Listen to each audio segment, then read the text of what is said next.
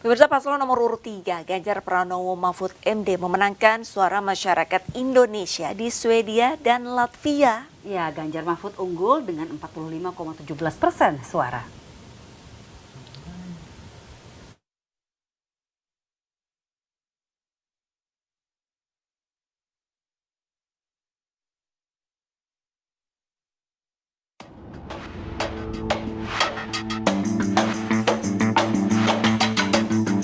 Paslon Capres-Cawapres nomor urut 3 Ganjar Mahfud memenangkan suara masyarakat Indonesia di Swedia dan Latvia. Ganjar Mahfud memperoleh 346 suara atau 45,17%. Sementara paslon nomor urut 1 Anies Caimin 30,42% dan paslon nomor urut 2 Prabowo Gibran sebanyak 24,41%. Penghitungan suara berlangsung di KBRI Stockholm. Panitia dan saksi bekerja tanpa lelah sejak 14 hingga 16 Februari untuk mendapatkan hasil pemungutan suara. Sebelumnya diaspora Indonesia di Swedia telah memberikan suara 10 Februari lalu.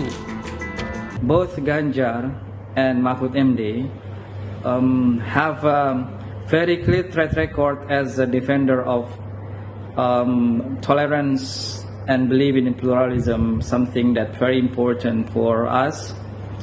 And also, I think to some extent, they also have kind of good networking or relations with people in Sweden. Kemenangan Ganjar Mahfud mencerminkan tingkat kepercayaan diaspora Indonesia Swedia terhadap paslon nomor urut 3. Dan kita masih lanjut nih soal pemilu 2024, Alisa juga pemirsa, penghitungan suara hasil pemilu di tingkat kecamatan di Polewali Mandar, Sulawesi Barat diwarnai kericuhan. Iya, salah satu saksi nih dari partai politik protes karena adanya penggunaan daftar pemilih tambahan atau DPTB dan DPK yang tidak sesuai aturan.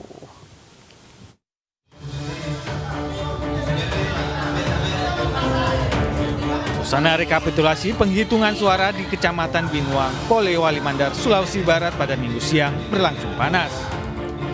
Seorang saksi dari salah satu partai peserta pemilu tiba-tiba protes karena menduga adanya kecurangan dengan modus penggunaan surat suara daftar pemilih tambahan atau DPTB. Saksi tersebut menyatakan terdapat 10 surat suara oleh pemilih tambahan atau DPTB di TPS 2 Miring tanpa adanya surat pindah memilih. Meski sempat diwarnai adu mulut, namun proses rekapitulasi penghitungan suara pemilu 2024 tetap dilanjutkan kembali. Sekarang saya tanya sama Bapak, apakah Bapak berani menghalangi hak pilihnya orang? Saya tidak berani, tapi Ya, apa itu 10 orang itu. DPT itu, DPK itu. Ada tidak bukti yang valid yang bisa membuktikan bahwa Miring membuat satu kecurangan? Di TPS 2 Miring itu ada 10 orang pemilih yang menggunakan KTP. Ada 1 orang pemilih pindahan. Nah, kedua, pemilih ini harus punya dokumen. Pindahan harus pakai C5 dan itu harus dibuktikan oleh KPPS. Kemudian 10 ini harus menggunakan berita acara bahwa 10 pemilih ini menggunakan KTP, tidak terdaftar pada DPT. Nah, tadi di dalam tidak terkonfirmasi itu. Maksudnya tidak bisa menunjukkan? Tidak bisa menunjukkan. Kami ingin membuka tapi semua seolah-olah ya. Itulah yang terjadi sekarang. Alasannya sendiri perdebatannya sudah habis di TPS. Dia bilang TPS harusnya. Padahal kita ketahui, semua mungkin teman-teman ketahui bahwa saat pencocokan atau perhitungan suara di TPS tidak pernah dituliskan lebih awal berapa yang hadir, berapa pengguna DPK, berapa pengguna DPTB. Tidak pernah. Nanti setelah saksi-saksi sudah bubar baru itu diisi. Nah, gitu ya. Iya. Berarti memang ada indikasi. Karena ada indikasi penggelembungan. Penggelembungan menggunakan undangan, penggelembungan menggunakan modus KTP, padahal orangnya tidak ada, penggelembungan menggunakan pindah, padahal orang tidak pindah. Nah, terus Rencananya Zubair akan melaporkan dugaan kecurangan yang dilakukan oleh oknum KPPS ke Bawaslu pada Senin siang. Dari Polewali Mandar, Sulawesi Barat, Huzair Zainal, iNews melaporkan.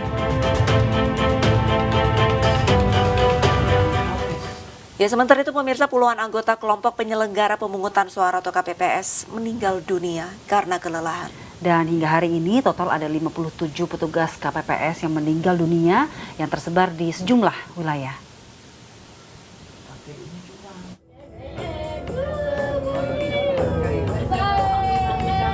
Beginilah suasana duka yang menyelimuti keluarga Antonio Silva Maya, lelaki berusia 54 tahun, warga desa Bawuho, Kecamatan Tasifeto Timur, Nusa Tenggara Barat.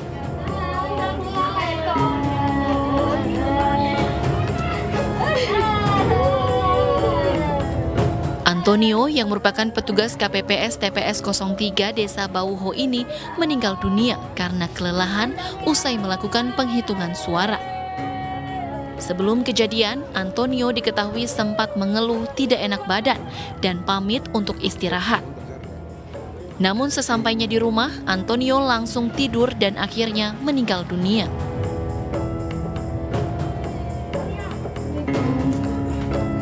Sejumlah kerabat dan tetangga tak henti berdatangan ke rumah duka almarhum Suyitno di Desa Karanglewas, Kecamatan Kutasari, Purbalingga.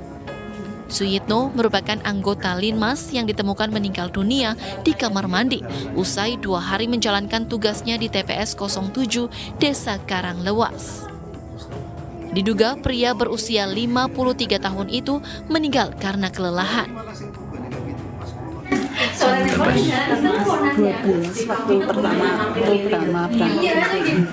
Oh, sebelum pencoblosan itu ya. Memang berapa hari ini memang sibuk terus. Kurang tidur juga ya, capek. Terus ada riwayat mungkin Pak ya. Gitu. Terus pulang itu memang kondisi udah capek atau gimana Pak?